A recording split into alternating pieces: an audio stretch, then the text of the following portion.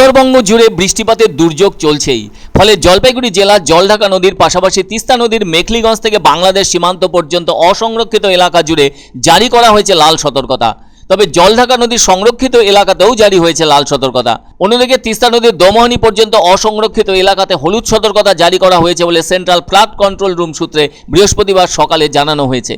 এদিন আবার গজলডোবা ব্যারেজ থেকে জল ছাড়ার পরিমাণ কিছুটা কম ছিল, যার মধ্যে সকাল 6টায় ছাড়া হয়েছে ১৩৫২.১০ কিউমেক জল এবং সকাল 7টায় ছাড়া হয়েছে ৮৬১.৪৪ কিউমেক জল। আবার এদিন সকাল থেকে বিক্ষিপ্ত বৃষ্টিপাত পরিলক্ষিত হয় সমগ্র জলপাইগুড়ি জেলা জুড়ে।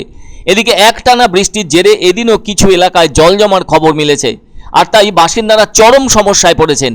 এদিকে এই ধরনের বৃষ্টিতে স্বাভাবিক জনজীবন ব্যাহত হয়েছে। পাহাড়ে যথেষ্ট বৃষ্টি হওয়ায় ডুয়ার্সের সব নদীর দেদারে জল বেড়েছে।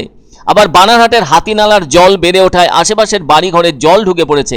ওদিকে বুধবারও গজলডোবা তিস্তা ব্যারেজ থেকে ১৮২০.৬২ কিউমেক জল ছাড়া হয়েছিল, সেই তুলনায় এদিন জল ছাড়ার পরিমাণ ছিল কম।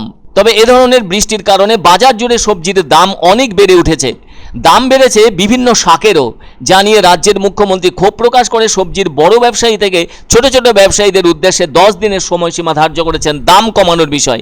সেজন্য প্রশাসনিক আধিকারিকদের ওপর ওই দাম দেখার নির্দেশও দিয়েছেন। আর তার সাথে মুখ্যমন্ত্রী আশাবাদী এই কয়েকদিনের দাম বৃদ্ধির রেশ কিছুটা কমবে। এদিকে প্রায় দিন দশেক ধরেই জলপাইগুড়ি জেলা সহ উত্তরের একাধিক জেলায় দারুণভাবে বৃষ্টি হয়ে আসছে, আর তাই সুযোগ বুঝে সবজির দামও বাড়িয়ে দেওয়া হয়েছে কৃত্রিম অভাবকে সামনে রেখে। কেননা এর আগে নবান্নের সভাঘরে সাংবাদিক সম্মেলনে তিনি জানিয়েছিলেন, হিমঘরে থাকা 60 লক্ষ মেট্রিক টন আলুর মধ্যে মাত্র 15 লক্ষ মেট্রিক টন আলু বাইরে এসেছে, যে কারণে আলুর দাম ৩৫-৪০ টাকা কেজি হিসেবে বিক্রি হচ্ছে। অথচ গত বছর এই সময়ে রাজ্যে 22 টাকা কেজি দরে আলু বিক্রি হয়েছিল। আর এবার এত দাম বাড়ায় সাধারণ ক্রেতারা চরম বিপদের মুখে পড়েছেন। এদিকে মুখ্যমন্ত্রী গত মঙ্গলবার নবান্নের সভাঘর থেকে ওইভাবে কথা বলার পর নড়ে চড়ে বসেছে রাজ্যের সমস্ত জেলা প্রশাসন। ফলে তারা বুধবার থেকে বিভিন্ন বাজারে যাচ্ছেন এবং বিক্রেতাদের সঙ্গে কথা বলছেন, তাদেরকে দামের রসিদও রাখতে বলেছেন। এমন দাম বাড়ায় মধ্যবিত্ত পরিবারগুলি দারুণভাবে হিমশিম খাচ্ছে। অন্যদিকে উত্তরবঙ্গের নদীতে নদীতে জল বেড়েছে বিস্তর, যা কিনা অনেক জায়গাকে প্লাবিত ও জলমগ্ন করে তুলেছে।